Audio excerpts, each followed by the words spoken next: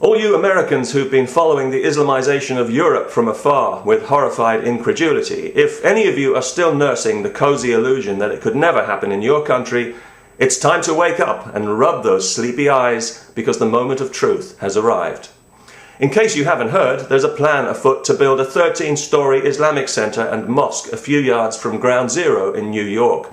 A plan that's been enthusiastically welcomed by politicians and civic leaders eager to show how tolerant they are at other people's expense. Is it possible to be astonished but not surprised?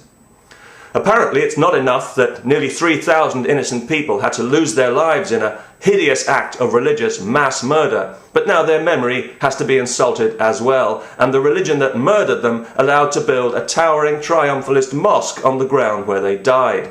Is America losing its mind? It says a lot about the people behind this scheme that they had the bad taste even to propose building a mosque in such a place. But to describe it as they have, as a tribute to the victims, is beyond bad taste and shows a profound contempt for those who died. It would be hard to imagine a more provocative gesture short of standing on their graves and burning the American flag. Yet how typical of Islam, with its own hair-trigger sensitivity to the slightest imagined insult, to do something so arrogant and so insensitive. It's going to cost $100 million to build this thing, but nobody's prepared to say where the money's coming from. We do know that the Saudis fund a lot of mosque building in the West when they're not busy trying to stamp out free speech at the United Nations or telling Fox News what to broadcast, so I guess we'll all be paying for it every time we start the car. You know, it seems to me a much more appropriate place for a mosque in New York would be the United Nations building itself, because that organisation has become so Islamo-friendly in recent years that frankly I'm surprised it doesn't already have a minaret. You know, I'm not even American, but it makes me sick to my stomach to think that Islam is going to be allowed anywhere near Ground Zero. Because 9/11 could never have happened if not for Islam and its teachings and its doctrine of jihad and its false promise of an impossible afterlife, without which none of those gullible lunatics would have been persuaded to carry out such an insane act. And also because it wasn't just an attack on America, but on all of us in the civilized world. As were the bombings in London, in Madrid, in Bali, the shootings in Mumbai, and everywhere else that the religion of peace decides it doesn't like the way people do things. Any religion that endorses violence is incapable of delivering spiritual enlightenment. How obvious does that have to be? And it has no right even to call itself a religion. Without the shield of religion to hide behind, Islam would be banned in the civilized world as a political ideology of hate, and we have no obligation to make allowances for it any more than we do for Nazism. It's a bigger threat to our freedom than Nazism ever was. Yes, both are totalitarian and both divide the world unnecessarily into us and them, the pure and the impure, and both make no secret of their desire to exterminate the Jews. But we were all more or less on the same side against the Nazis, whereas the Islamo-Nazis have got plenty of friends among people in the West who ought to know better. American politicians now regularly make the kind of dimmy noises about diversity as an excuse for Islamization, the same kind of thing that we've become so depressingly familiar with in Europe.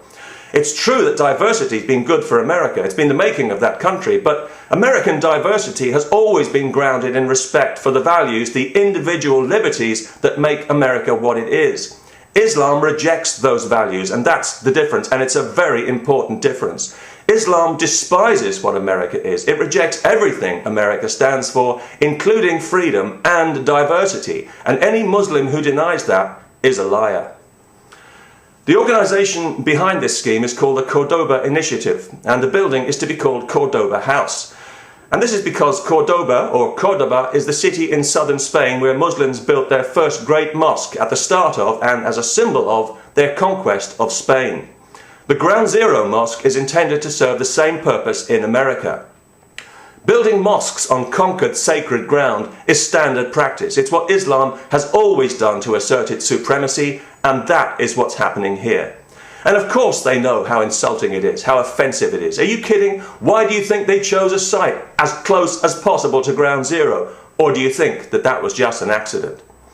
And they also know that once it's built, it'll be there forever, as a permanent affront to all Americans, gloating in triumph and a major bridgehead in the ongoing stealth jihad. That's how the Muslim world will see it, And that's how they'll be encouraged to see it, and to be fair to them, that's exactly what it will be, confirming what they've always suspected, that America is a soft country, a decadent country, crippled by political correctness, confused and guilt-ridden, with no backbone and no pride. They plan to open it next year, on September the 11th, the 10th anniversary of the atrocity. Is that tasteless enough for you? I'm surprised they haven't organised a 757 flypast. But you know, it doesn't have to be this way.